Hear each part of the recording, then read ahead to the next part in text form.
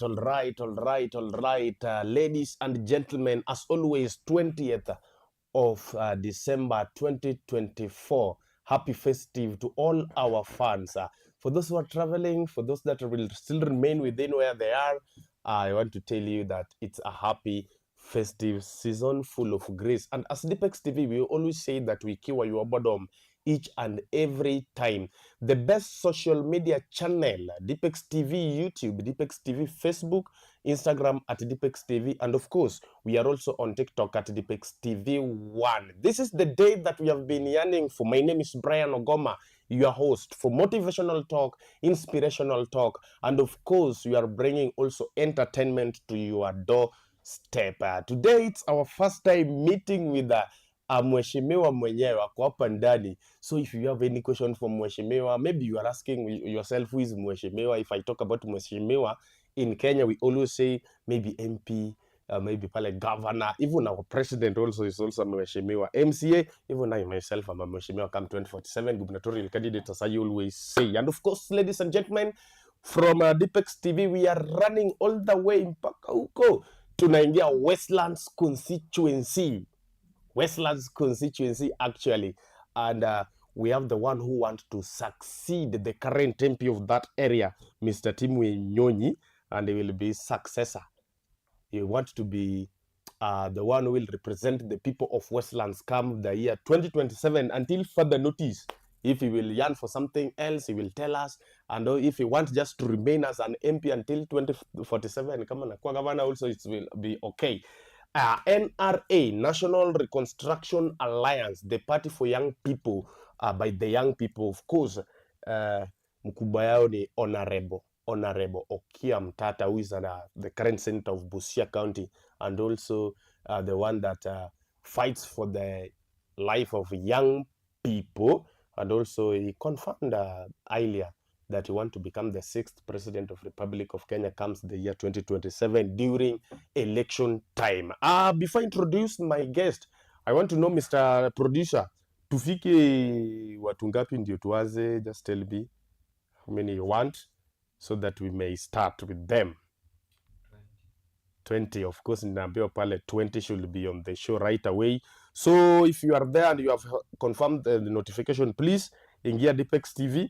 We are live right away, live on air. Maybe utoki Westlands, but maybe you have been there or there's something you want to ask on behalf of people of Westlands. Na kama kawaida, the floor is open. 0791-679-102 will be our number, and on air you will call, you will talk to Mheshimiwa by yourself. Ask him that question that is yearning in your heart. Please, usifiche hata kidogo.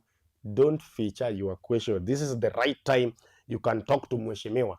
We always say that, Mheshimiwa kupatana na yeye uongee na yeye inakuanga ngumu sana. But today, as Deepex TV tumekupatia pale hiyo fursa. Locked in kama kawaida, Edward Owino ameshaingia pale ndani. Bandperi also is in. Anasema locked in is waiting for that day, that time. I mean locked kama kawa. I'm back with more energy. Asante sana Martin Wayne. Martin Wayne Luanda is back with more energy ya kupale ndani pia. Liech. Okay. Ikifika uniambie. Nisipita hata na sekunde moja. Mheshimiwa ko hapa ndani kama kawaida. Who wants his boredom to be cured? And before that, ladies and gentlemen, you should always be keen, especially during this time. This is the most time that positive things happens, and also negative things also happens. Don't forget January. Some people ilibatiza pale in January, so you should always be keen during this festive season. Kama kawaida pale, I think this is good to go. We can start with them. Okay, sawa. Again, inspirational talk, motivational talk, entertainment, and of course, we are airing on air our first mheshimiwa in the show. Karibu sana Mr. Honorable James Mutonga. Thank you so much. Yes. Thank you, viewers. Okay. My name is James Mutunga, as Brian has said. Okay. And I've decided that we work for our people in Westlands. We change the scenario in Westlands for better. Okay. For a call to serve the people and to give them the best service and without any doubt. Okay. to just be for the service of the people. So in brief, my name is James Mutunga. I come from Westlands constituency, and besides that, I'm a business person, Okay. and therefore I'm just glad to be here. Yeah, thank you. We are happy too. Yeah. Karibu sana, Mr. James Mutunga. Talking of business person, you know, as I introduced you earlier, I told my people that you are an aspirant of Westlands constituency. Yes. It means you want to leave what you do so that you can work for the people. And according to the slogan of your party, National Reconstruction Alliance, we say young people and by young people. Yes. It means you major on young people a lot. Yes. But your party leader, once there behind during Gen Z protest, we saw him on the ground, and actually he came to fight for these young Yes. ladies and gentlemen outside there. Yes. And we saw it, even we have videos for that. Yes. So if somebody asked me, were you there with your party leader that time? Okay. First, I esteem my party leader with high regard. Okay. Very high regard. Dr. Okia Omtata Okoiti is a man of a very high level of integrity. He's the type of a person that we say that I'm not even honored to untie his shoes. Okay. His shoeless, because he's a man above reproach. So I always keep a distance because he's a leader that I aspire to be. He's one person that really, really inspires me so much because he puts a lot of integrity in the lives of Kenyans and globally by impacting us with positive virtues of life, telling us that you can become a leader and still remain clean. You can become a leader and still fight for the rights of the people. You can become a leader and still be found in the streets fighting for the welfare of the common mwananchi. So Brian, on that particular day, yes, I've been part of these demonstrations all along. And I've been in the crowds. Okay. Because I belong to the crowds, as in I belong to the people. I belong to the masses. So when there's a call for us to go and demonstrate against things that are not happening right in the country, in a section, Okay. when people are voicing their concerns, then it is actually a virtue duty for every person of goodwill to participate. Okay. And because our leader leads from the front, Okay. definitely we back him up. Okay. So I was part of the protest. Okay. Yes. Asante Thank you. sana. Asante sana. Yeah. You know, for an MP, we always say that this is a person who's got to implement the law. He's a legislature, senior, Yes. representing and maybe working on some laws issue. So for you to decide to leave whatever you do for yourself, maybe now you want to work for people, you want to represent them. What drive you towards that direction? Thank you, Brian. Actually, there are three concerns. Okay. The first concern is about the legislation. Okay. Because we have a problem in this country. We have a great problem of legislation. And legislation affects everybody. Poor legislation in the legislative house, that is parliament, they will affect you and me, Brian. If we do poor policies in parliament, they will affect our way of life. Remember, it's all about governance. So we are governed by rules. We are governed by laws. So if we enact laws, if we allow our parliamentarians to enact laws that do not favor our people, definitely it will impact us negatively. Let me use a very good example. Okay. And I'm on the first one. A very good example is the example of the current scenario in parliament. Okay. We are having a big problem. And I'm sorry to say this. And when I say this, I'm not inciting anyone. Okay. I'm just saying the facts as they are.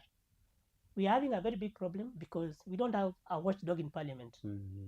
It's not easy for you to distinct between the executive and the legislature. Currently, we don't see the difference.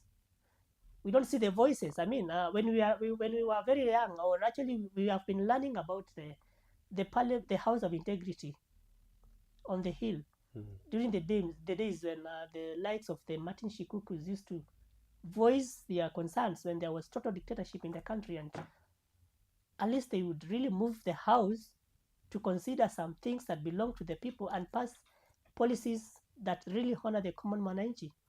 Today, that is a thing of the past. Some of us read these things in the history. Some of us saw these people when we were still very young, and we really emulated these people. Yes. Where are those voices today? Where are the voices of the likes of the Wangari Maathai, who would fight for our common good? You know, it's shocking. It's not something that you can say that it's something to be taken lightly for granted, because those voices are no longer there. And therefore, we need parliamentarians to know that when they go to parliament, they are being paid by our taxes. And these taxes, we are told, like, let me say this, I'm not inciting anyone, I'm just saying that a parliamentarian in Kenya is the highest paid globally. So what do they show for the pay? Do they go to parliament to pass laws that only favor them and their families and the executive? So what is there for us, we on the ground? What is there for you as a business person? And therefore, I need to go to parliament to make sure that I align legislation to meet the welfare of the common person. Okay. So that when you are down here, or someone is in the street down there, is favored by the laws that the legislature is passing. Are you getting? It's that simple. That's the first. Okay. In a nutshell. The second inspiration for me, for my intention to vie for the seat of a member of parliament in Westlands, is to fight against poverty. And I'm sorry to say that Westlands is one of the few areas in this country that perception put it to be like one of the wealthiest. I agree. Westlands is the wealthiest constituency in Kenya. Okay. That's a fact. But also in Westlands, you'll be shocked to learn that Westlands has some of the poorest people in this country. Westlands has a portion of people who have never seen electricity, a section of people who have never seen electricity, who have never seen tarmac within the constituency. Westlands too. Yes, and these citizens vote in Westlands. Are you getting? So while we can say that the majority are okay, there's a minority that needs to be taken care of. But and they can never be forgotten. You know, Mheshimiwa, yes, we can say that maybe there is something like that, and you are the same person who have said the Westlands constituency is the wealthiest constituency, Yes. maybe in Nairobi or globally, yes. isn't it? Yes. So when you are an MP there, for example, Yeah. you know, there are things you can assume that are there, but yet the minority also, they are always afraid to speak for themselves. Yeah. So there's no one, even you cannot just know everything within your area, yes. isn't it? That's true. There's a way you tackle them. So for you, the biggest issue that's made you to vie now as a parliamentarian pally, Sindio, Yes. in Westlands, Yes. you want to change the global constituency to be in a better place, isn't Yes. it? Yes. So you are just trying to say that maybe the current regime is not working, or the regimes that have passed there wanasahau that part. I think I don't want to point a finger to just one regime, because this has been a successive scenario. Because these people have been in these areas for all their lives since independence. So I don't say that it's because of the current regime. Okay. I would say that it's just across, because these are areas that, and I'm not telling you that these are areas that had been tarmacked and all of a sudden they need refurbishing. These are areas that they have never been tarmacked. They have never had running water. Just imagine. There are areas in Westlands that never have actually a public toilet. Okay. And for the successive regimes, irrespective. So this is a big problem, and it is actually pushing me to ensure that lifestyles of all the dwellers within the constituency, the constituents of the Westlands constituency, are taken care of, and they are having at least basic quality life. Okay. Yeah, and the third one, let me talk about, in the same scenario, about poverty. In Westlands, we also have a figure of 15,117 of children who have never been to school. This one can shock you, but the facts are outside there. These kids have never been to school. So if you dig on the illiteracy level of this country per constituency, starting with Westlands, maybe if you go to other constituents and you dig deeper, you'll find that maybe there are areas that are maybe you have maybe even 1 million people who have never been to school, but no one has ever said anything about it. Because if in Westlands we can be struggling with problems of illiteracy at this level, then there's a big problem.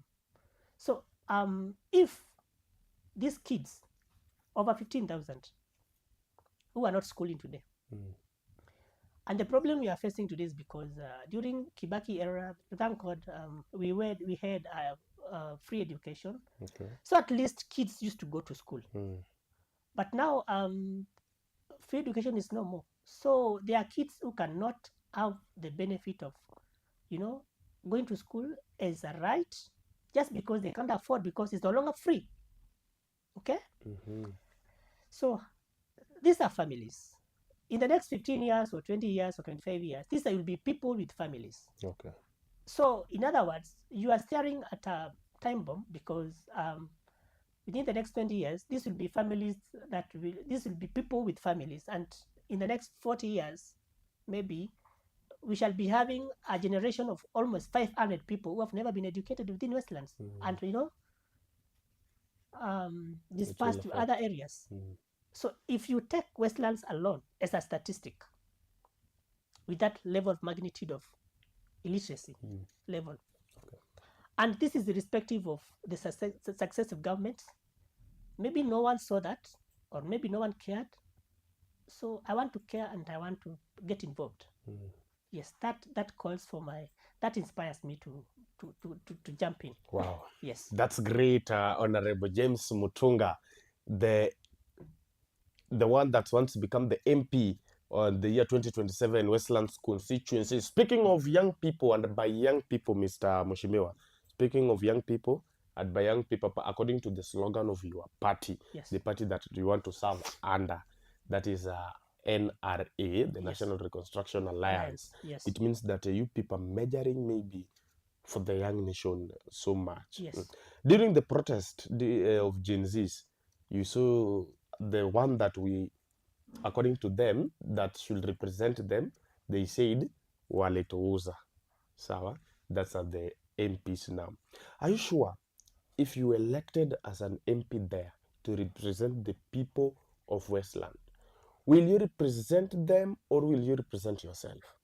Like, young people, they believe right away that the current regime, they are representing themselves. Yes. And that's a fact. That's 100% true. Okay. The current parliamentarians, and I have a problem with the parliamentarians, all of them. Before that, yes, out of 291 people in the parliament that we know, yes, I know they exceed that number. Yes. Let's say that the majority are now proposing. Will you oppose alone? And will you have that backup? Okay, we are saying this. Our presidential candidate, Dr. Okiya Omtata, has been urging us to ensure that many of us, as many as are called, front themselves, come forward, and run for these positions. So we need a number. We need numbers in parliament, because when you send just a few of us to parliament, what will happen? It's like you are sending one sheep to parliament to go and meet 99 wolves. It won't work. We need majority of young people to vie for these positions, so that when we go to parliament, we are the majority, and we can tell anyone, everybody, that this one cannot work. We can tell them no. We can say no to bribery in parliament. We can say no to patronage, political patronage. Moving to a certain patronage where some personalities who are demigods are involved. We shall say no to that, because we have the number. Because from our party leader has actually distinct himself from the party itself. Loyalty is to the party, not to the individual. The current scenario, if you are a party member, before you vote for anything, you have to consult your party boss. It's so funny. You are elected by the people, Mr. Brian. You go to parliament. And your work is to represent your people, to the extent that the 291 plus constituents, their voices are consolidated, and they represent the the 50 million or so of us. Mm. So when these representatives go to parliament and they become loyal to an individual, you find like we are like 100 MPs, but we are pledging our loyalty to one person. Okay. We bow down to one person at the expense of like half the country. Okay. What is that? But maybe you want to protect. So, I mean, our allegiance is different. Our allegiance is to the people. If my people tell me that you cannot pass this, for example, a very good example, the current motions that these guys are passing in parliament. Have you ever been consulted for any of their motions? Have you ever been involved in this participation? They lie to us that they normally all public participation. But have you ever at any given point been involved, you as a person, or do you know someone who was involved in this participation? Okay, no. You see, and therefore, because what happens is very clear. If these guys are passing a motion, calls come from above, and they are told pass this motion. And Sure? like now, I'm very sure, 100% sure. Yes, take this to the bank. This is the reality of them, and that's why you see Kenyans are crying because the motions that these guys are passing in parliament are very unpopular. They don't represent the people. They don't work for the people. Like for example, the other day they were criminalizing Ndengu. Ndengu, you know what is Ndengu? Our natural food. They are also criminalizing our natural food, like growing of our natural food. Food production. How do you make it criminal for you to grow what we have been brought up knowing as? And remember, we are Africans. So what's wrong with my growing my mchicha, my natural veggies? That to the extent that someone wants me to get a license to go and plant that crop in my yard. Is it logical really? No. So these are the things that we are saying. The people who are in the house that is supposed to be taking care of our voices slept on the job. Okay. We are paying them a lot of money, yet they cannot show anything for it. Okay. Yes. Okay. Yeah. Honorable James Mutunga, inside Brian Magoma is my name. This is Deepex TV, ladies and gentlemen. The platform is open for each and every person. In the comment section, either you can call or you can WhatsApp our number at 0791 679 102. Mheshimiwa wako hapa ndani and is talking to mwananchi pale. He's talking to you. He's talking to us both. We want to move Kenya to a great place. How can we do that? He's here to elaborate it very well. Najua pale mheshimiwa mambo ya campaign ijaanza bado officially. Yes. And maybe engaging people in maybe a rally or in a crowded place, it's still hard for you. Very true. But how sure are you for the time now? This is 2024. We are like 2 years ahead of the election again. Yeah. How do you engage with your people? Okay, as I've told you, Brian, I'm a man of the people. It's by the book. Is it by one of the great writers? A man of the people. I love people. Okay. And I belong to the people. Okay. So you cannot distinguish me from my people. Actually, I'm always there, talking to people, because I love all people. I love Kenyans. Okay. And I don't discriminate my Kenyans because I've been brought in an environment of all Kenyans. Okay. I get into problem when you try to branch me to be like a certain tribe, ethnicity, or whatever. Put me in a certain class of people, of branching me into a certain group of ethnicity. Yes. Because I've been brought up in a certain in a cosmopolitan setup. So I don't understand tribalism. I understand Kenyans as Kenyans. So I love all Kenyans. So whenever I'm free, I talk to people. Okay. And I do that freely. Okay. Yeah, free mingling. Okay. Yeah, I talk to my shopkeeper next door. I talk to my hotelier next door. I talk to my guy at the hardware. I mean, my boda guy. All these guys are my friends. Okay. Yes. There's someone by the name Jacob Otieno from anasema, so far what have you done or is when you are engaging the public? Well, first, Brian. Okay, thanks for that question. Okay. That's Mr. Otieno? Yes, Jacob. Thank you, Jacob. From Kagemi, actually. Yes, Jacob. Let me first explain to Jacob that I'm a first timer. I'm a first. This is my first time. I've never been into politics before. Okay. And I didn't think of getting into politics, actually. Oh. Yeah. because I was not born to become a politician. Okay. Because we don't have a background of politics or politicians from our family. So as a first and as a starter, I'm starting from a starting point. Okay, I'm just starting from a point because as I've told you,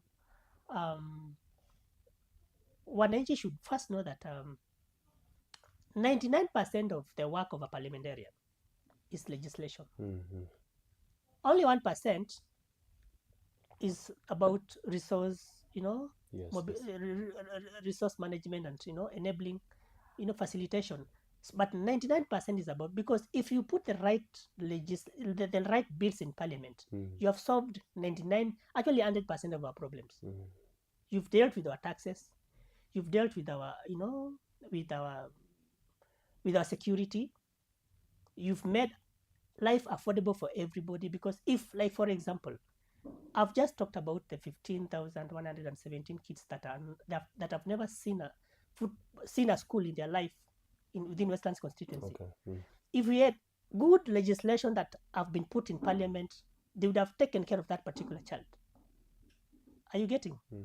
So I've not done anything so far for my people. Okay. But I have started. You have started. This is the starting point. Okay. Yes. Thank you very much. What's motivate you every day to serve in public? You want now to become a public figure. Yeah. What motivates you to be in that office? My motivation is to serve the people and to see their life change. Okay.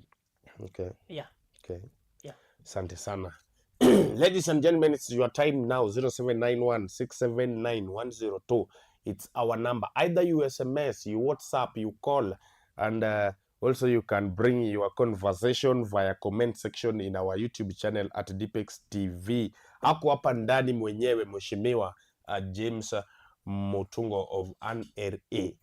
The NRA is the National Reconstruction Alliance, the party that is believed is for the young people, by the young people alone. You can speak through here. This is the time. As a young person, you speak with your leader in a free way, actually, in this platform. Ladies and gentlemen, any question, it's allowed. If it's able to answer, you will answer you. If it's not, we will also tell you what to do there. I know Omtata, the senator right now, he was a member of Azimio by the time he was entering into the office. If you can just brief us, what happened? The journey is not yet over, but within 2 years, it's like he has left the party that brought him on the office, in the office, and now he's now engaging in his own party. Why could he just continue with the party? For someone to start a journey, you people have to agree. And I know as the members of that party, there was a table you people sat and you decided on this, that we want to do this and this. Kwa nini hamukuendelea tu na ODM ama maybe Azimio to 2027? Thank you, Brian. I also belong to ODM, and I've been an ODM member since. I also belong to ODM, and the fate of Mr. Omtata, who is my party boss, is also my fate. Okay. There's something that we call conscience. First, let me say this. I'm not an authorized party to speak on behalf of my party boss, because, as I've told you, Mr. Brian, I keep a distance. Okay. Because I highly esteem, that's the man that I highly esteem in this country, highly esteem Mr. Okia Omtata, to the extent that I can only ask permission before I can comment on anything concerning him. Okay. But to answer your question, I think our boss's instincts are just human instincts that he does not like betraying. Our instincts were very clear. You saw what happened immediately after the Gen Z's protest, and you saw the betrayal.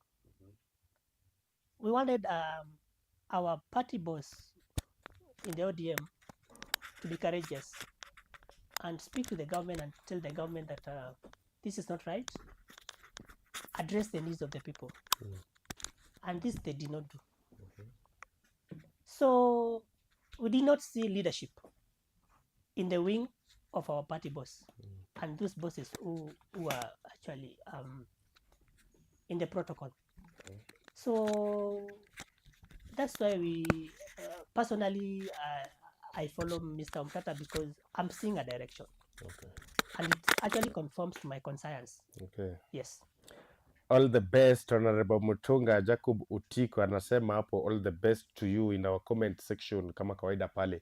All the best actually even from Deepex TV. Thank and you. all the best from all our fans that are watching us. People like Bandaperi wanasema to all the best. Edward Owino, all the best. It's like everybody's just congratulating you, Mr. Mutunga. Thank you. I don't know, you know, in this field of politics, we always say that there is something that drives a man or a person to enter in these offices. Mtu anasema hapa, I don't know I should read this. Yes, just read. Anasema ni maybe you people, you are always saint before you entered the office, but after there we now see the real you. Na ametupea example na mtu anaitwa Zakaya. I don't know is Zakaya. Hiyo ni example ambayo ametupatia pale. Allow me to take this phone please. Okay. And we hear what she wants to say or he wants to say. Sure. On yes, Deepex TV, hello. Hello. Hello. Yes, Deepex TV. Hello. Yes, hello. Hello. Okay. Kama tupatani kidogo You've lost kidogo. her. You've lost her. Huh? You've lost her. Andi? Amepotea. Amepotea kidogo. I think it's network error. It's calling. Deepex TV, hello. Okay. Sawa. Somebody, you, I don't know if you are capable to answer that. You people entering the politics or before you are saints, but after, I don't know what changes. Okay, that's a very good question. And what and which the question has been asked by who? Sarah Shume. Sarah. Sarah, thank you very much for the question because what you are saying is the reality of the matter. Okay. Majority of the politicians, and you know this is what we have seen for the successive regimes. I know people go to parliament for different motives. Okay. And they hide. That's a fact of the matter. And they have made politics to be a dirty game. Okay. I don't think whether politics was actually intended to be initially to be a bad activity. It's only just been demonized by people because they have refused to do the right thing. Talking of people, which people? The politicians. Okay. And especially those people who end up winning the electorate vote and who end up getting to parliament. Okay. So I think because the problem is this: the moment you become a parliamentarian, Sarah, you are given all the resources. You become the custodian of people's resources, and therefore including their rights. Okay, like now, as I've just said, Sarah, that 99% of our problems can be solved through legislation. Okay. But not like now, the current parliament is just asleep. Show me one bill that they have passed since the current regime took over. Just one bill that they have passed that's for the people. Just one bill, not 10. One bill. But why are they not doing that? So. But impeachment of deputy, that one was political, and I'm not going to that because that one was not natural. It was not organic. Actually, we have a problem because the current leadership that we are facing in this nation is they are lacking organic following. Where, Brian, I can like you for who you are. I give you a responsibility to serve the people of Kenya at a certain capacity because of your virtues, and you serve them with intelligence and intellect because of what you hold. Yes. But today, I look at Brian from your ethnicity. Okay. You look at me from my last name, my surname. That's where the problem is. And therefore, because of this, I'll call it the demon of tribalism. Okay. It corrupts everything else. It corrupts all the morals. And therefore, definitely you'll end up getting devils to parliament. Wow. Yeah. Wow. Waga Alex Waga pia nauliza swali lingine hapa ambao ni we have to tackle it actually. Sure. And it's sensitive sana. You want to succeed Team Wanyonyi. Okay, currently we don't know if he will leave that part of constituency aende mahali pengine ama will still remain there. And according to him, anaona ya kwamba Tim Wanyonyi has worked for the people of Westlands, have represented them very well, according to him, not me. And what strategy will you come up with to succeed him? That's a very good question. My strategy for the people of Westlands, and I love my constituents very much, is that first, while my MP has been good on the ground, my MP has not done much in Parliament. I don't know whether there is a motion that Tim Wanyonyi, my MP that I respect very much, has passed in Parliament that favors me. And I need you to tell me one. When we were fighting the issue of Adani, I didn't see my MP caution the executive. Now we are fighting other evils. I've not heard his voice. But you work for the people. You know, Brian, I've just told you. What my MP is doing for me on the ground is just 1%. 1% of what he's supposed to do. If resource mobilization and management is just 1%. 99% is about legislation. If I don't legislate policies that favor you, Brian, however good I am on the ground, something is very wrong because I'll make life expensive for everybody. Yes, I'll be very good on the ground, but life will be unbearable for you. You are kids. You'll not be able to go to school if you don't have money. You'll not be able to educate. You'll not be able to take your child to the hospital because medicine is not free because there is no protection for you. Are you getting? I'm getting you. Yes. So it's all about legislation. And I think my member of parliament, I can rate him one of the best MPs anyway. But on the issue of legislation, ametuangusha. Ametuangusha sana. Sawa. Yes. Ni sawa. Yes. Amesema the current MP ameangusha what with the issue of legislation, and that's according to people of Westlands will confirm to us that one. And in case you have been elected as an MP there, you know the current disease that hinders the people of Kenya right away, it's corruption. Who starts by me, and it goes upwards level, and I don't know where someone can cut it to end. And you know, for you, you want to represent people of Westlands. How will you deal with this corruption thing? Thank you, Brian, for that question. Brian, do you know there are countries, and I'll not mention their names, do you know there are countries that give a penalty of corruption by hanging, irrespective of the offender? In our current situation right now, do you know there are countries in this world that if you are caught in corruption deals, you are just hanged within 24 hours? Do you know there can? And why do we have such countries? Because the parliamentarians pass those laws. The parliamentarians pass those laws. In this country, what are their laws on corruption? What are their laws on corruption? I've not learned about one of the strict laws on corruption, apart from the obvious. Arresting you, taking you maybe to a police station, and then after that they take you to court. Wanakukimbiza for like 3 months, wanakuachilia with a bond of 10 million, and maybe mtu ameenda like 5 billion, then you are given like a bond of 10 million. What is 10 million when someone has gone with? Then after that anaachiliwa, and then after that is absorbed back to the government. What is that? Let's assume now you are in the office. Yeah. So if you are serious with fighting corruption as a member of parliament, legislate rules that will not even allow me, if I'm caught on corrupt deals, to even exist in the first place.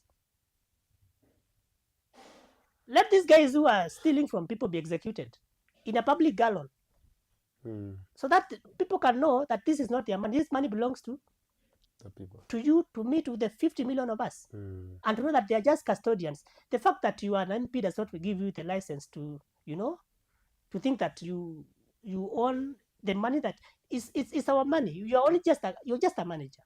By extension. Yeah. Your policy is making some people to celebrate. I don't know why I'm banning. Can you share with us how you will celebrate your victory when you win? Because as we know you will do so. Okay, sawa, asante sana. Alafu pale anasema we are already celebrating. Okay, I don't know why you people are celebrating. 2027 bado ni mbali, but you know, if you celebrate also too early, inatupatia motisha ya kwamba ni the victory is coming home. Yeah. Si ndio, Mr. Mutonga? Kweli kabisa. Okay. Very true. Want now to talk about the national politics. You know, as an MP, even if you are representing a constituents, but what you will say in parliament will favor even that person from Bondo constituency, Yes. will also favor that person from Nyatike, Yes. even in Machakos, Yeah. even at Kiambu. Yes. So, Mr. Mutunga, Yes. you know the current situation of how things are. The Gen Zs came, and all of a sudden it was silent. This was a move that we knew it will come, it will push until. But again, it went off. Yeah. You know, during that protest, what these people wanted, number one, it's about finance bill, which was done with. It was not done with. It was not done It with. was not done with. But Because the law was not passed. one clause after another one, it's just coming back through the back door, and they are being passed very fast. And that's why we have a problem with our MPs. Okay. These guys have a big problem. They are so much against our voices for whatever reason. Okay. Yes. Okay. But as you can see, the president reshuffled the cabinets, and there were some changes that were made during that time, the one that we can see. Are you talking about the first reshuffle of this one, or this one that has just happened? This one here. The current. The current, yes. Okay. The current, according to what those people wanted. But again, they said it's not enough. Baada tu kusikizwa. Others said we were betrayed. So I don't know who are the betrayers in this journey to fight against victory of the people of Kenya. Okay. Because even your boss also is one of the victims. Yes. Who saw that they were betrayed. Yes, So my boss, by, my boss, my party leader and my presidential candidate is a great victim. So you're betrayed by who and why? Okay. The question of betrayal is in the public domain there. I don't want to so much dwell on it because everyone knows that the powers that be, they reorganize themselves and they went and they sat and they re-emerge as one entity to continue further suppressing the people of Kenya. Okay. That's a fact. It's actually in the public domain there. And let me tell you something, Brian. During our late President Kibaki's tenure, Kenya was one of among the, I think, the top 10 countries that were the happiest in the world. Was that a fact? Yes. Today, do your statistics. Just go outside, anywhere. Enda tu mahali popote. At random. Talk to anyone, just anywhere, just at random. Go to church, go to a mosque, go anywhere, talk to anyone. No one is happy. The reason being because of how things have been run. Okay? So why? This betrayal is not just, if my party leader says that he's betrayed, and I'm sorry to say that I'm not speaking for him because I'm not an authorized entity. Yes. But if my party leader said that he was betrayed and he felt betrayed, I too felt betrayed. Okay? And maybe by extension, you too felt betrayed. Every Kenyan is betrayed because there's no money in your pocket. There's no money, there's no free education, there's no free medication, yani kuna mashida kila mahali. Are you getting? Yes, we are paying these taxes, but we cannot see anything that is coming out of this, whatever, that's benefiting us directly. Our businesses are going under, industries are closing down. So betrayal is a spectrum that is so universal to the extent that everyone is feeling it at whatever level. Okay. Yes. Okay, thank you very much. Thank you very much, Mr. Mutonga, the aspirant constituent Westlands MP. Ladies and gentlemen, there's something here that is bothering me, and I can see even a viewer also have asked it, Mr. Mutunga. You have elaborated how you were betrayed, Sindio. Yes. But also there's someone who is saying, even if the current regime is not working, but there's some places we should appreciate. Like anasema during Uhuru era 2 kg of unga was 230, but right now it's 110, maybe to 130 there. The fertilizer during that era it was high, but today it has again. Sasa hapo unaona aje? Is it true? I will laugh. Why? Nacheka. Who is that? Margaret Mora. Mora. Yeah. Margaret, thank you for that question. But let me laugh. Uh-huh. Because facts cannot lie.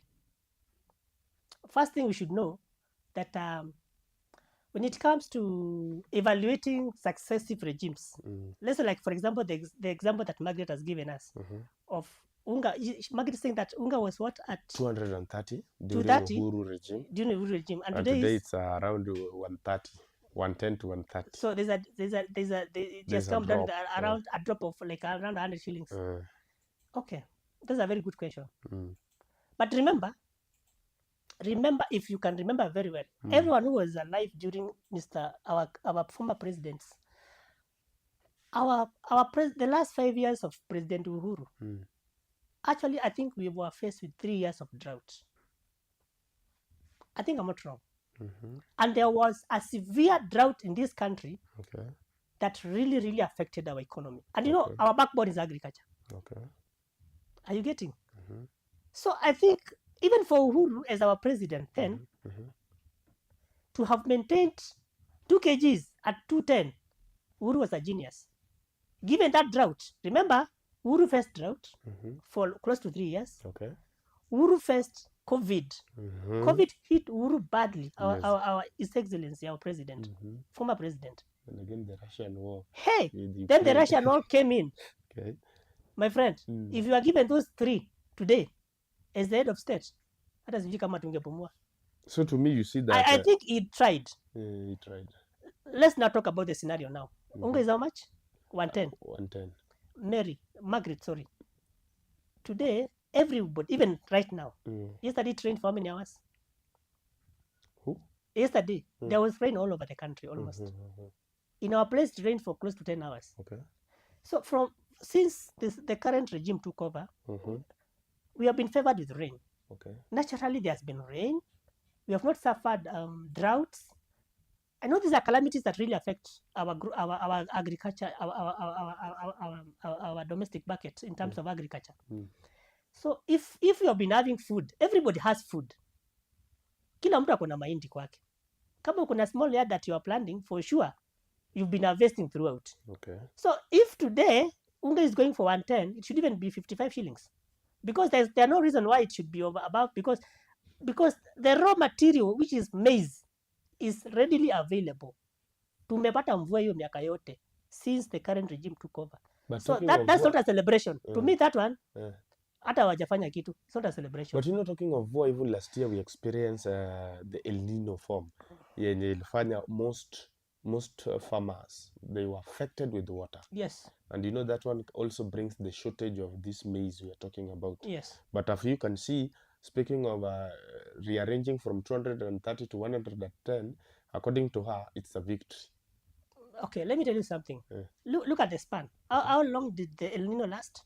It didn't last very long. If you remember Uhuru's tenure during when he was our president, it was really difficult. If you remember our sections of the country, especially within in Kajiado, animals were being sold at around 100 shillings, 150. You'd go for 150, you go for a cow. Yani there was nothing. And it was a drought that was lasting for over 8 months. It was a severe drought. It had never been seen again. We have not gone through that. And again, on that one, how much was our currency that time? The dollar currency. Yes, the exchange rate. The exchange rate, I think it was around 100 and no, I'm not aware, not sure. It was below 120. What's the current rate today? 130 hapo. I think I've answered. Acha niachie hapo.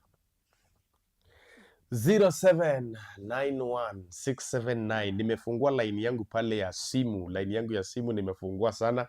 Anaitwa pale Esther Tasha. She's in. Amesema acha nikae hapa, karibu sana. John Liech, karibu sana. Alafu anasema pale Margaret Mora again is talking about execution. Where does the human rights come in to protect a life? What tough rules can you come up with? Okay. Sarah ako tu. Okay, ni sawa. This is not concerning this. Piga simu Sarah. Piga tu simu. You are now allowed. 0791679102 is our number. Call us, ask that question. Salimia mheshimiwa. It's your time. Deepex TV, hello. Hello, Deepex TV. Yes, Saseni, poa sana. Karibu sana. unaongea na Sara Shume. Okay. Ningependa kuuliza Honorable James Mutiga. Kuna James part Mutunga. alimention ya hiyo. Kuna part alimention something 15,117 non-school people, sindo? Yes. So mi ningependa kumuuliza since ashafanya research ama mi sijui venye alifanya ndo akapata hiyo hao watu wote ama hiyo figa. But Shume, huyu Yep. ni mwenye naishi Westlands, so he knows what's going on there. Si wache mi niulize swali. Okay, nimesawaza. Okay, mi ningependa kumuuliza since okay, hii namba like angependa kuwasaidia aje. Na ingine ni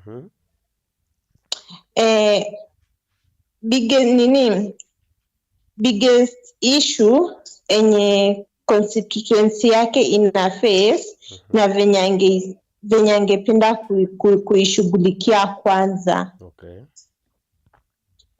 Anijibu hizo alafu zingine zitakuja baadaye. Asante. Thank you very much. Thank you very much, Sarah Shume. Thank you. 0791679102. Even you can call, ladies and gentlemen. It's your time, our time together. Salimia mheshimiwa. Ask him that question that is burning in your heart. Hata kama unatoka Bondo, you know, whatever you will do, let's talking over the she and the sha. You know, it's just an MP to help us there. Sidio? It doesn't matter where the MP is coming from. Maybe it's from Westlands, maybe it's from Kisumu East, maybe from where. But this, by the way, can you just tell us something about this she and sha? According to you, is this something that really helped the Kenyans or its drains? Thank you, Brian, for that question. My answer to you would be, what was wrong with the previous the NHIF thing? What was wrong with it? Were we given a documentation of the flaws, the errors with the previous? Were we told the reasons why they had to do away with the previous? Were we given enough reasons? But according to President, alikuwa anasema ati the SHA will help the common mwananchi, yule ambaye anapata kipato ya chini kabisa. Like that one. You know, the NHIF was for everyone, yes. But, you know, the taxation now comes. Do you understand? So for maybe, let's say, I'm unable to pay the bill of my hospital or my family member, but there's that one common mwananchi down there who is not able. So according to him, he was saying this is the best strategic way to deal with the health sector. He said it. That's very good. That's what he said. Okay. What is on the ground? Is that what's happening on the ground? Yes, maybe if you represent for us. That's not what is happening on the ground, and you can see it's all outside there. Okay. It's not just working for us. Okay. And therefore, my question was that what was wrong with the previous? Because if I was the one, I would have worked on improving the loopholes on the existing. Because if the existing NHIF had been there for successive regimes, our President Kibaki found it there, he found it there, he left it. Our President Uhuru found it there, he left it. So what is this? You know, I want to know. What is this that these guys saw that the other previous regimes never saw? Okay. My biggest problem is that if someone can answer me that question soberly, then I'll be able to, because personally, I'm not an advocate of the current system of medication. I'm for the previous because it had benefited me. I had not seen Okay. any problem with it Okay. at all. Okay. So I'm still asking, Okay. shida ilikuwa wapi? What happened? Na mbona tu kuambiwa? Are you getting? Yeah. So to you it means when you are now a representative, we ungepinga. Ningepinga. Eh. Yes, that is the work of an MP. You make sure that you take care of their medication. Okay, umepinga, yes, Yes. ipitishwe. What next? You come up with a law that gives the government that forces the government to treat me as a citizen. So for you, the Because best in other countries it is working. Okay. And remember, Kenya is not a poor country. Kenya, we are not poor. We are only made to be poor because of how the resources are managed. But So- if our resources are managed properly, Kenya is a very rich. How do we manage to exist as the superpower within East Africa with all these problems? Hata tulikuwa na mashida gani, bado we are still ahead of everyone. How do we manage? Wow. Wacha tushiki hiyo simu tena. Deepex TV, hello. Hello, Yes. my name is Margaret from Westlands. Yes, karibu sana Mag. Westlands na upande gani? Upande wa Hello. Exactly. Okay. Karibu sana. Asante. Hmm. Yes, so thank you, Honorable Tunakusikia. And he was talking about mambo na execution as the right channel or something, but I was asking, there's something about human rights.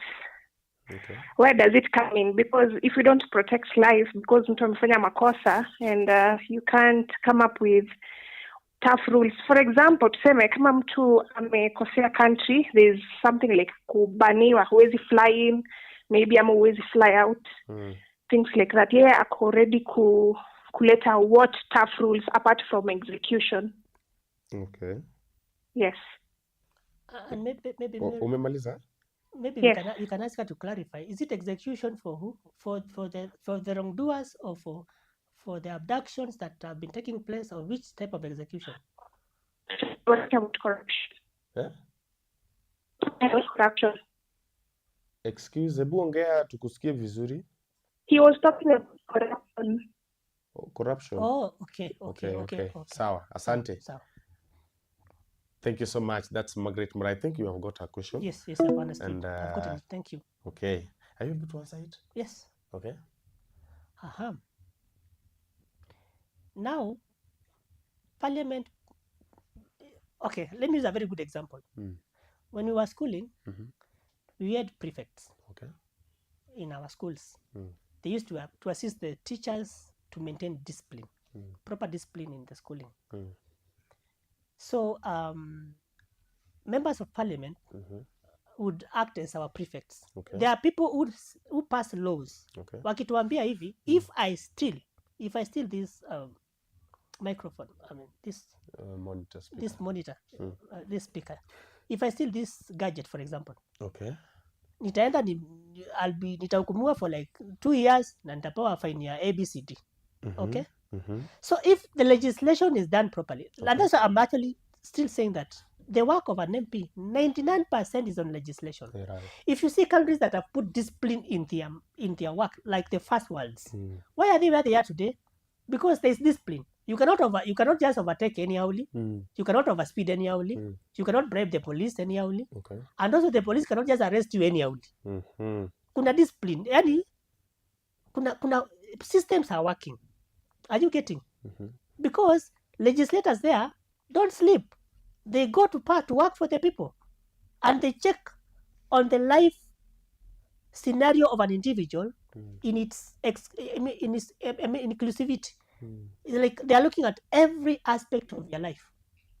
Corruption in so many ways. Corruption by influence. I have power. I influence a decision. That is corruption.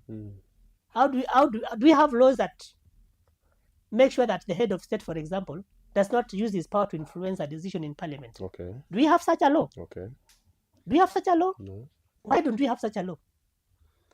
Do we have a law that because I'm a parastatal head, I cannot bulldoze you to sign a document because of my authority? Do you have a law that protects you in this country? Hakuna. Why don't we have such? And if they are there, where are they? Are you But getting? there's officers. So those are the things that I'm telling you. It goes back to what? It goes back to legislation. We have been paying these guys a lot of money. Pesa mingi sana. They have been eating our money for nothing. I'm very sorry to say that. Okay. Implementing only 1% or even less than 1% and sleeping on the 99%. I'm here to kiwa your bottom, ladies and gentlemen. Kama kawaida pale 0791679102. It's your time with the MP. Hata kama unatoka wapi, just call. You know, you have elaborated that an MP, his or her work is to make laws, the legislation part. And when they made a wrong law, it will affect everybody, the common mwananchi in the 47 counties. He said the 50 million of us will be affected, and if something good, it will for all of us again. Let's talk about let's assume Mr. Mutunga, yes, kwamba president according to him is working according to him, but maybe according to you is not delivering. Deepex TV, hello. Hello Deepex TV, hello. Yes, niaje. Niko poa, labda wewe uko aje? Fine, thank you. Welcome. Naona kuna mhesh anatupea hapo jambo ambalo hatukuwa nazo, tunapata kujua zingine saizi. Tunashukuru sana. Lakini niko na swali kwa mheshimiwa.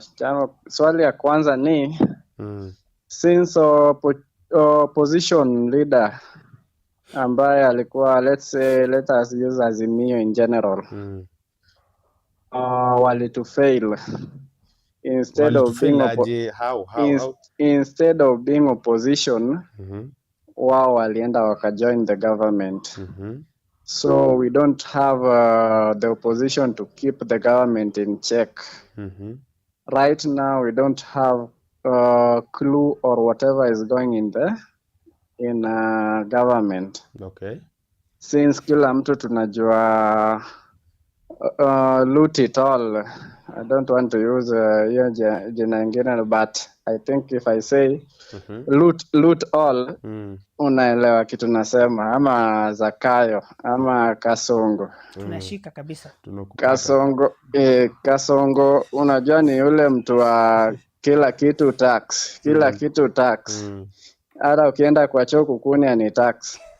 Okay. Na watu wa opposition ndo walikuwa wanatusaidia hiyo. Sisi kama wananchi tukiongea hatutasikizwa. But Gen Z is finished everything.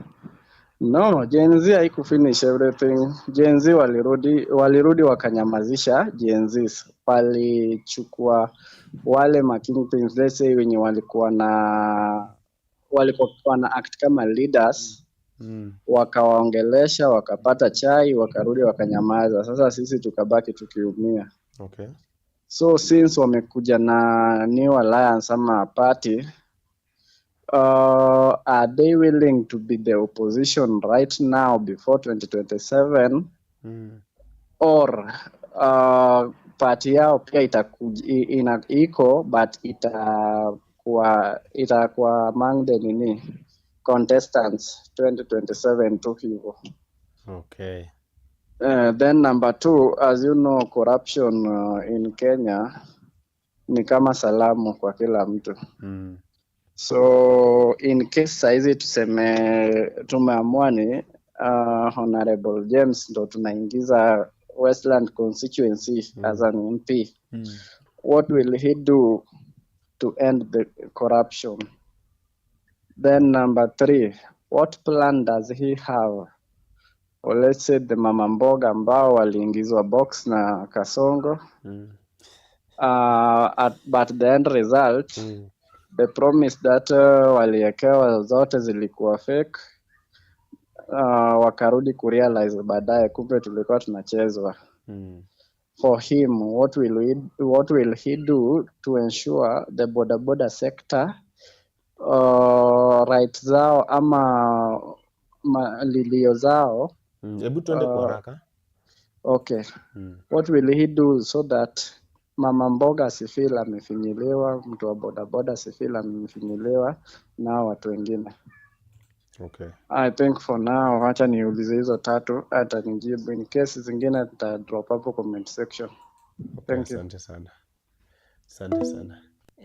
You have his name? Oh, no. I'm Ai, sorry. ya, I'm sawa, sorry. sawa, But you can tutamjibu. tell us in the comment section. Please tell us who you are. Yeah. We are sorry hujasema jina, but you will have to tell us from the comment section. Yeah. But before you tell us his name, I think you can just answer the 3 questions he asked. Okay.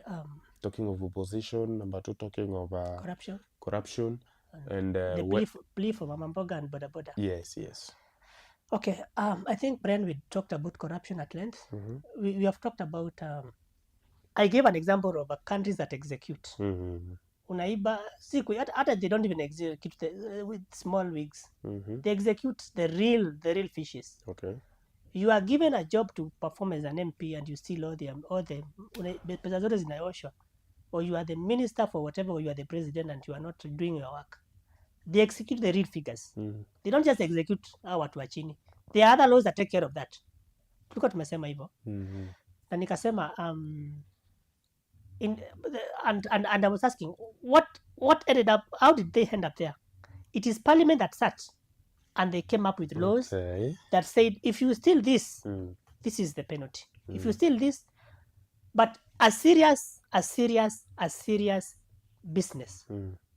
And actually the problem with corruption today, let me add on something, especially for the benefit of the viewers. Hii problem tuko nayo leo, it's just because executive and legislature are more or less the same thing. We as voters, as Kenyans, we don't even see the big difference. Why?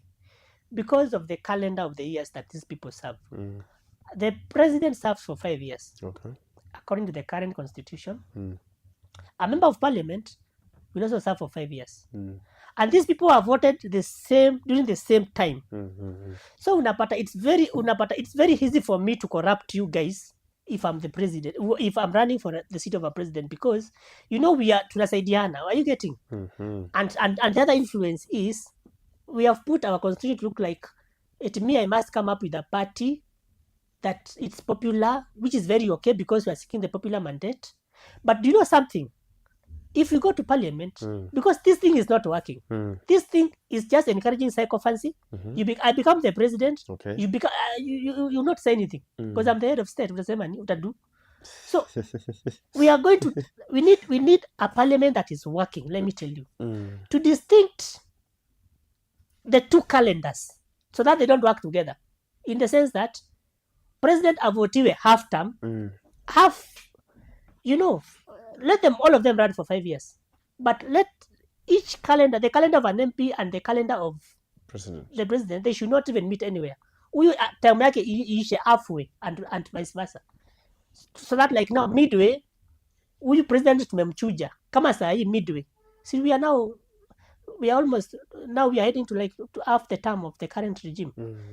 Midway, now the current regime would be ending their term, while now these MPs are still continuing.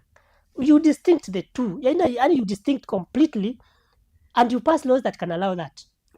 You get the power because the citizens have given you the power to come up with laws that distinct these two entities completely, to the extent that hakuna mali wanakaribiana. Ni kama you are a first year, I'm a fourth year.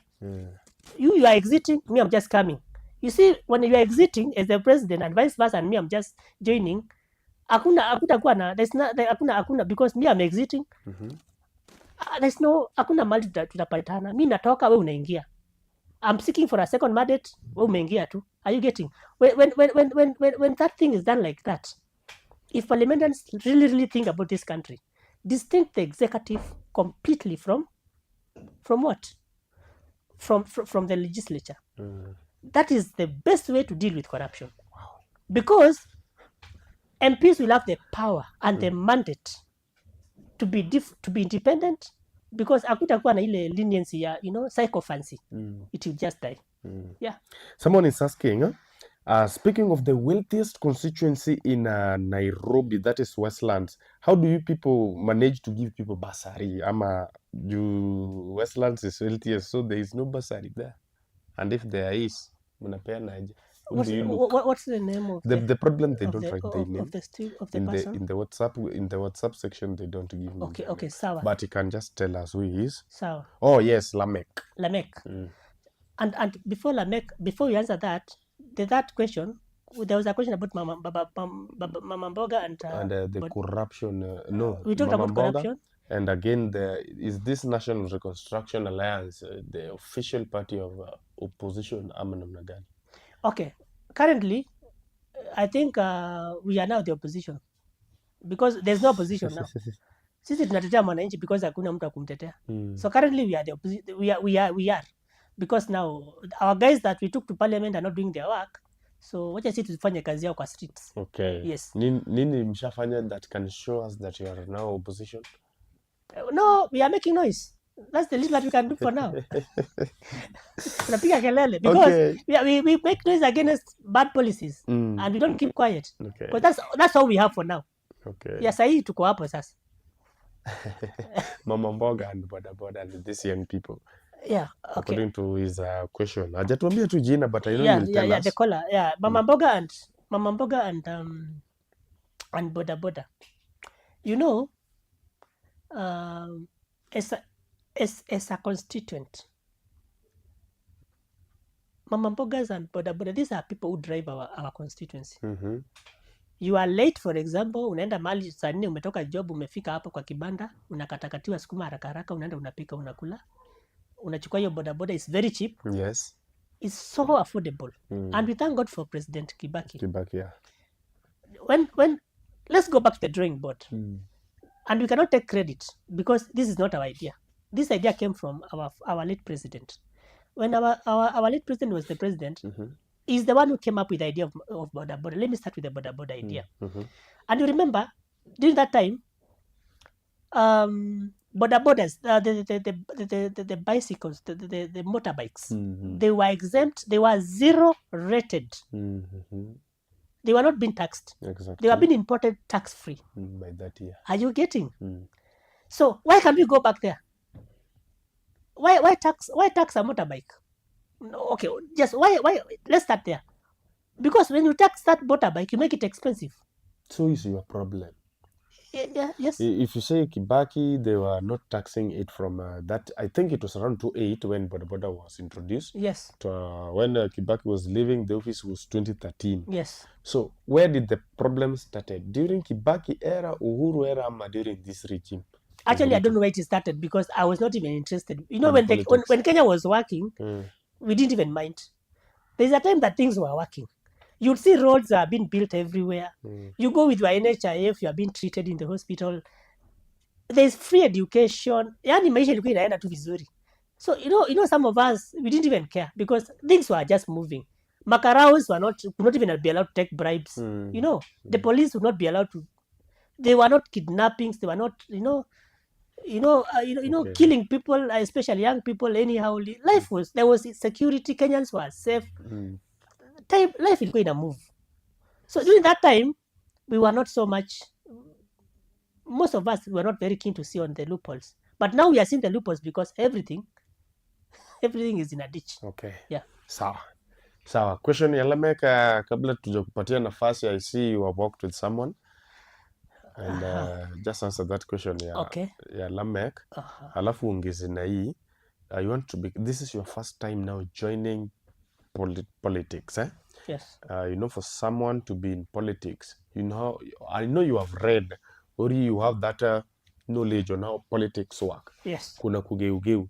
Hadi kuna mtu former MP of Starehe. Yes. Aliimba pale kigeugeu.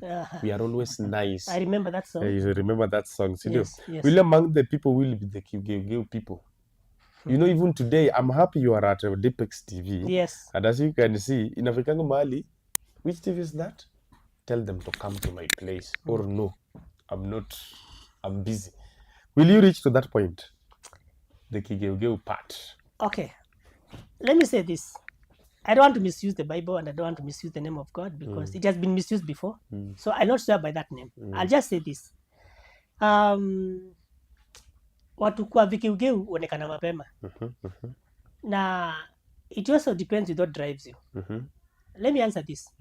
If I was driven by name, fame, and easy access to maybe the corridors of power, I would have tried to fight for this position of an MP in Westlands using the parties that are in courts that have the power.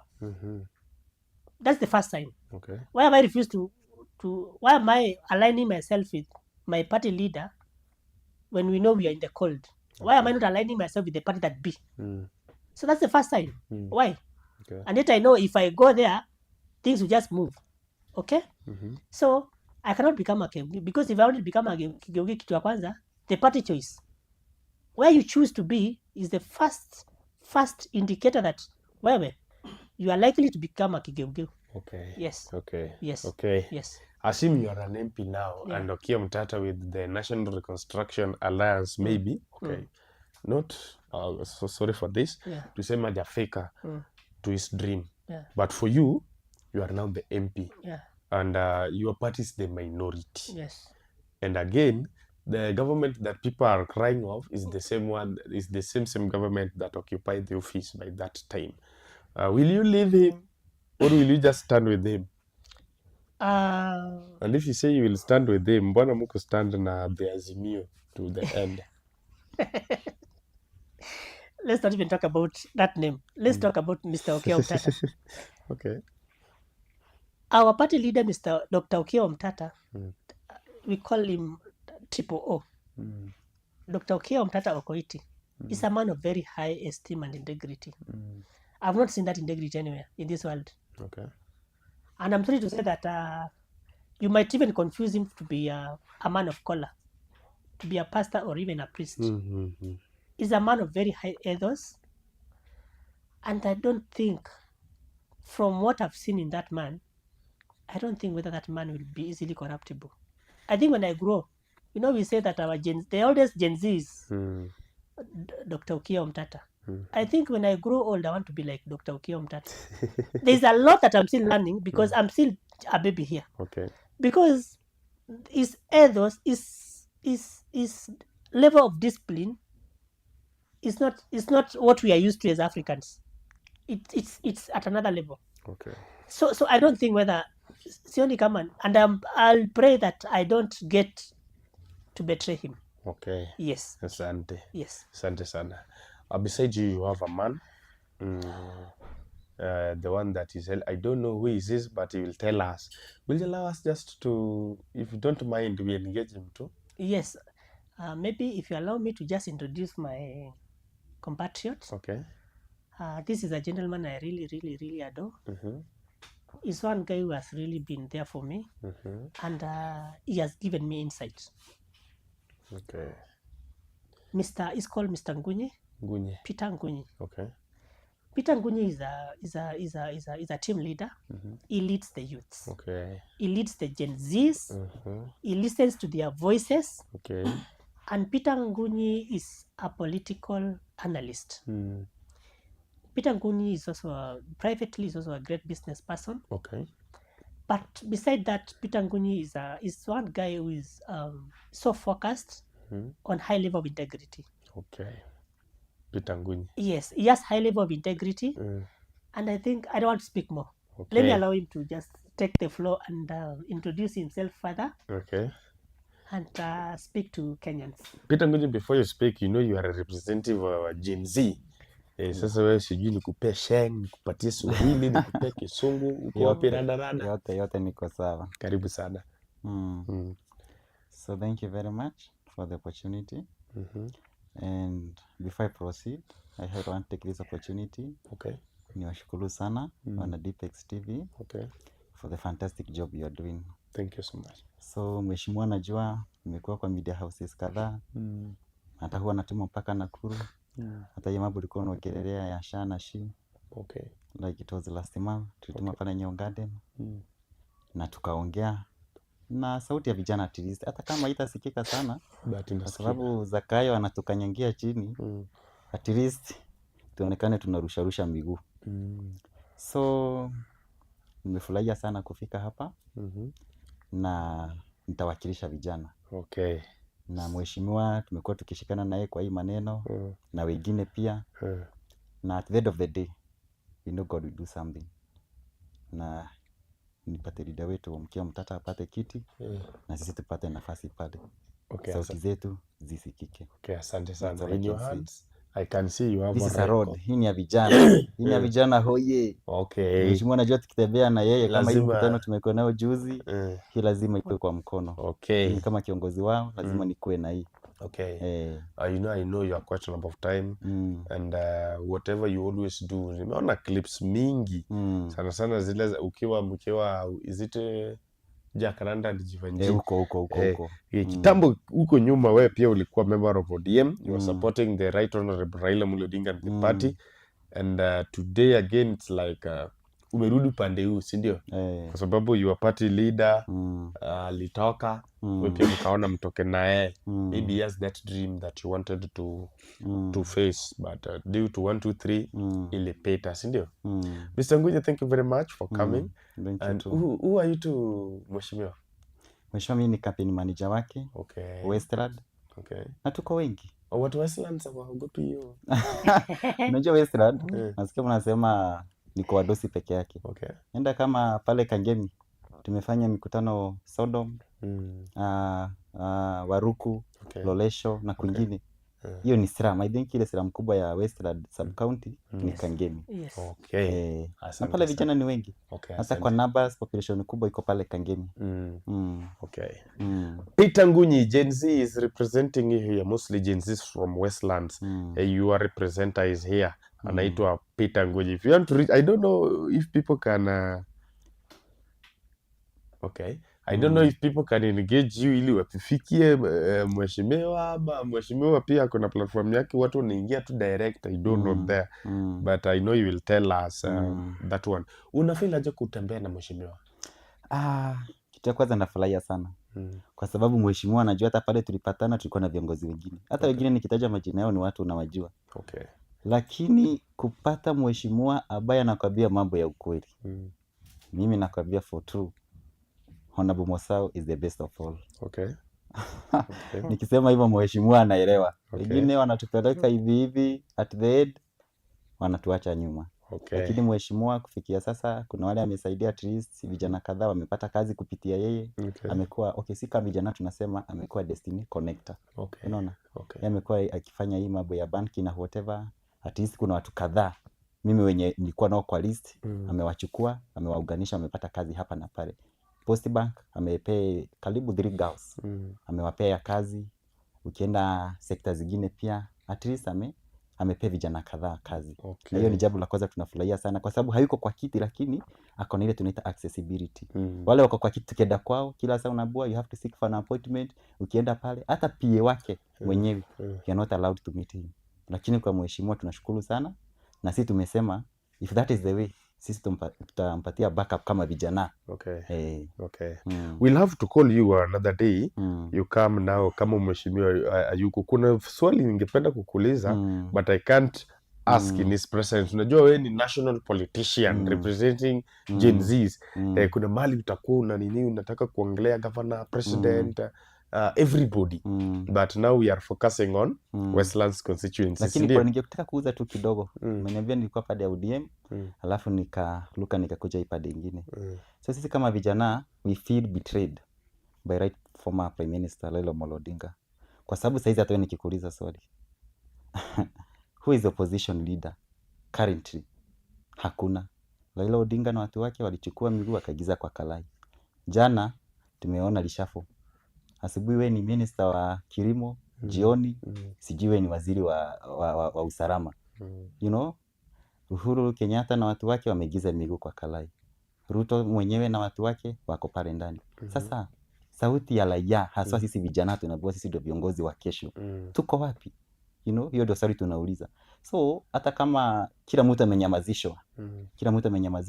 Independent bodies wamenyamazishwa. So lazima sisi tukaona at least hii saidi kina mheshimiwa Mkia Mtata na wengine kwa sababu hata kwa mheshimiwa mwenyewe tulibuka appointment na at least tukaona kwa ile mikutano yenye tunaenda at least there is a way, at least tunaweza sema kuna kajia.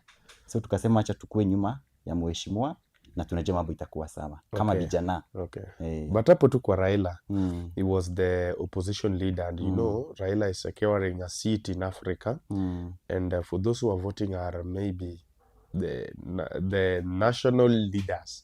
So it means Raila Odinga needs Ruto's vote, sindio, than anybody in Kenya right away.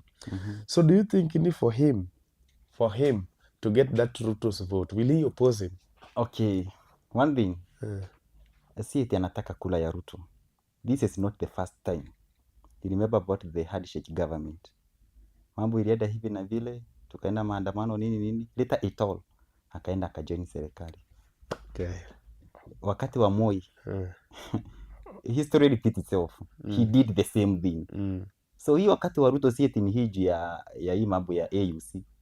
Apate asipate, sisi hata tuko huko. Okay. Lakini juzi na mheshimiwa nakumbuka vizuri wakati tuenda mazishi ya brother ya Eli Komodi, sisi kama vijana tulikuwa tumeandika karatasi mingi sana kusema tumekuwa kwa maandamano kwa sababu tunataka sauti yetu isikike. Na baba akaamka kuongea akasema vijana hoye, Gen Z hoye, na akasema vijana niko nyuma yenu na yale mambo yote ambayo umekuwa mkisema nitahakikisha kwamba itashughulikiwa. Okay. Kwa sababu sisi hata kama ukisikia tuko wengi, we need someone to lead us. Ni sawa. Na sasa wakati anajoin serikali, watu wote wanajoin serikali, mambo inaharibika, nani atatutetea? Hakuna. So lazima at least sasa sisi tujaribu kutoa sauti zetu, hata kama kuna wale wanadhania haiwezi kuwa possible, but at the end of the day, impossible will be possible. Okay.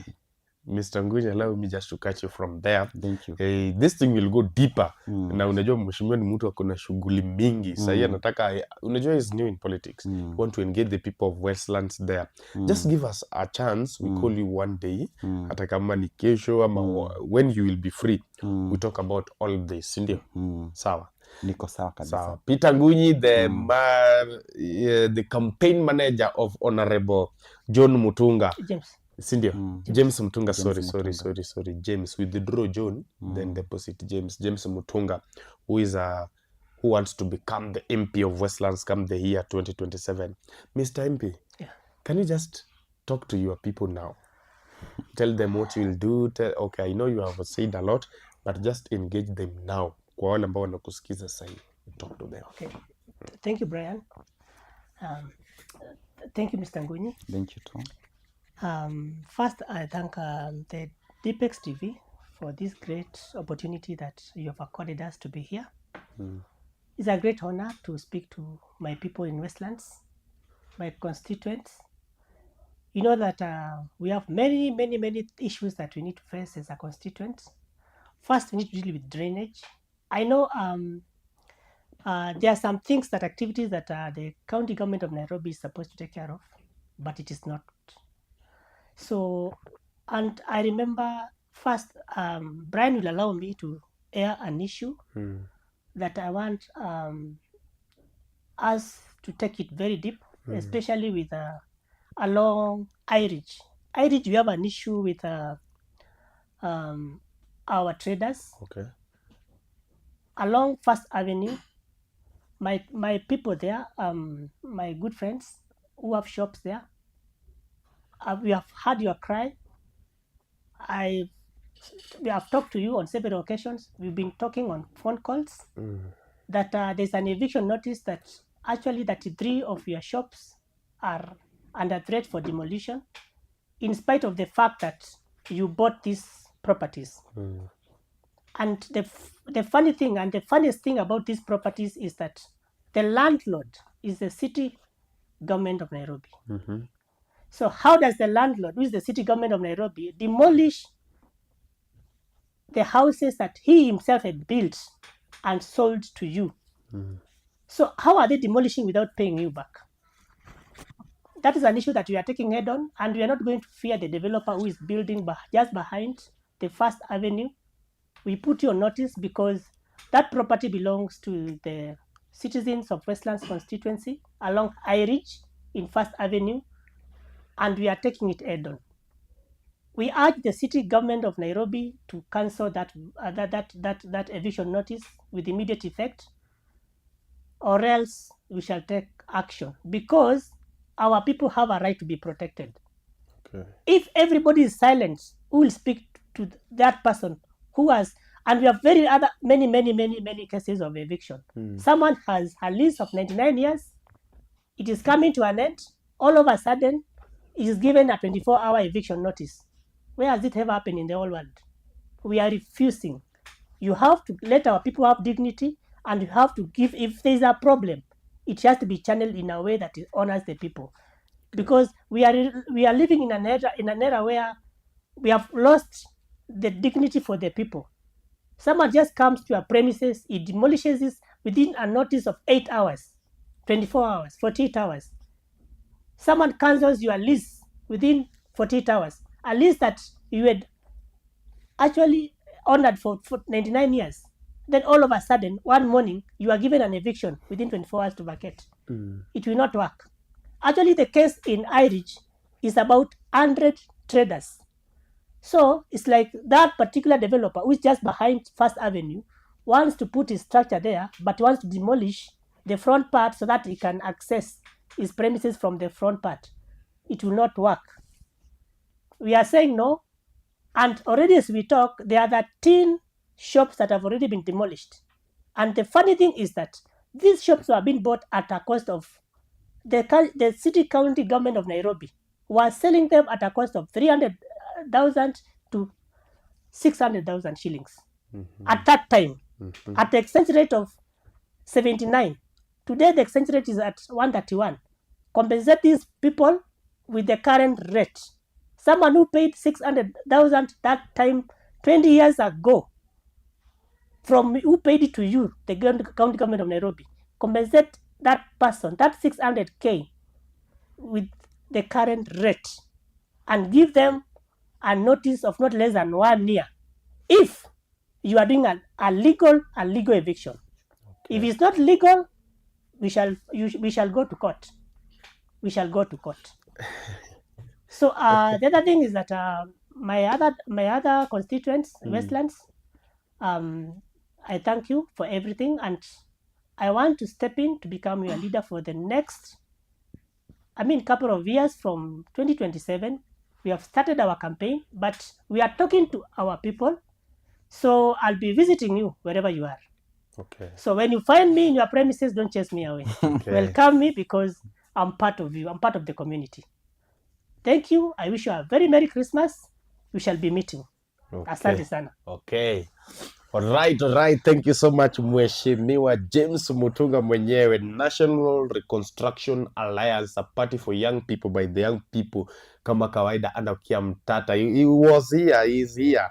And he's one of us. He's our own, and he also is your own. Actually, we always say that don't just choose a leader with whatever they say. Maybe like nisemaje? Okay, be wise when choosing a leader. Mr. James Mutunga here, umesikia sera zake for those who are following, and you know what the dream he have for you guys. It's your time now to choose wisely. Do you want to sell Kenya or do you want to own Kenya? It's your time, ladies and gentlemen. Namesema pia Merry Christmas to you, and is wishing you well kama kawaida. Sindio? Oh, you want to say something? Kama tunamalizia. Okay. Okay, so I'll give you that time. Mr. James, this was just a quick one, yes. But I don't know if it's necessary, but let me just tell you this. Mtu anasema pia wewe una yuko jamna. What is yuko jamna? In your campaign, do you believe in this? Wamama huku, wababa huku. Unaelewa? Ama hiyo ifanyike Westland. Hiyo ni swali ya mtu. Paraphrase. Yani, vijana we, after lessons, sera zako unasema mama huku sawa. You give me 50, 200, 1,000, you bribe them. Okay. Thank you. John Liet. John Liet, thanks for that question. Actually, I didn't mention. I think I mentioned that our party leader has a very high sense of integrity.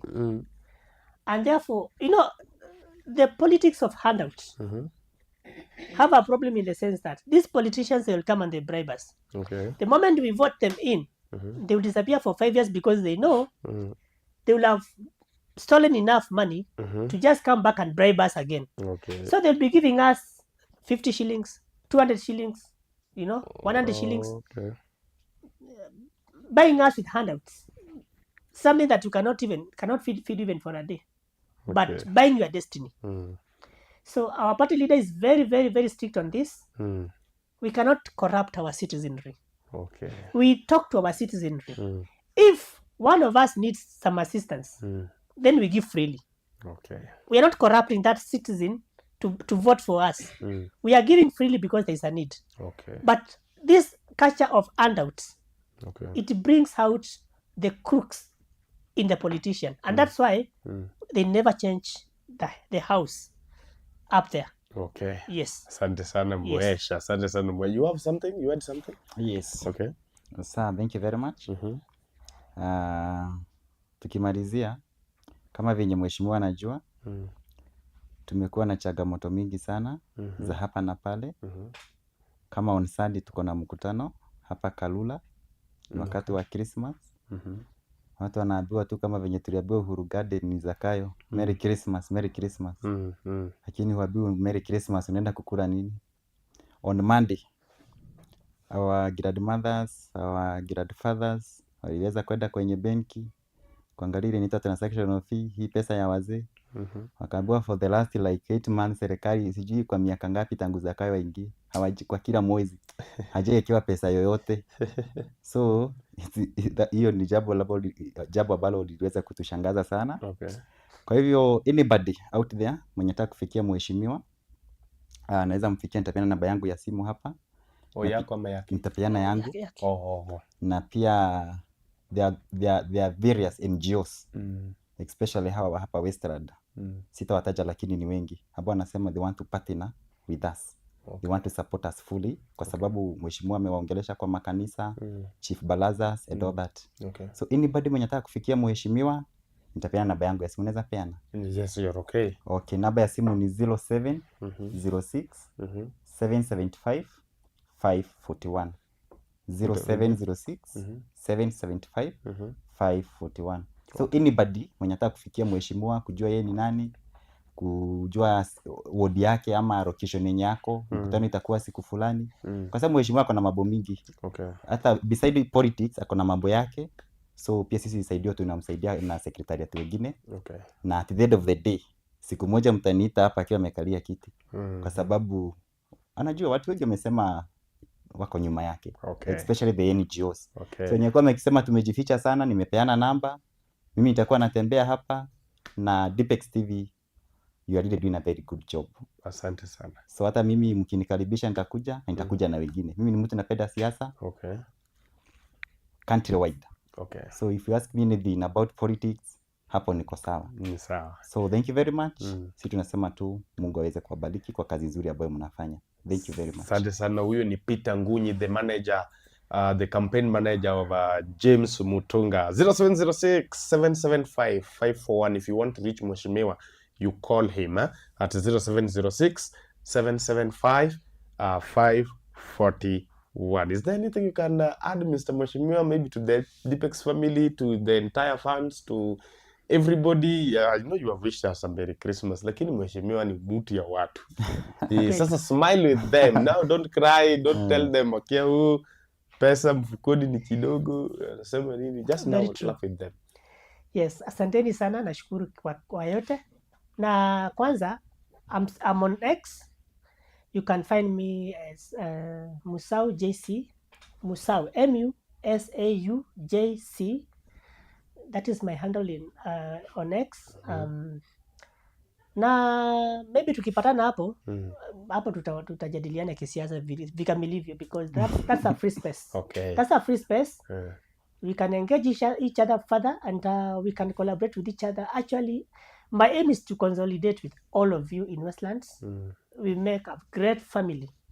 We change the spectrum and the vote and the voting pattern and everything, the aspirations, the culture. We just do an overhaul. Our party is the National Reconstruction Alliance. We are reconstructing afresh. things are at the debris.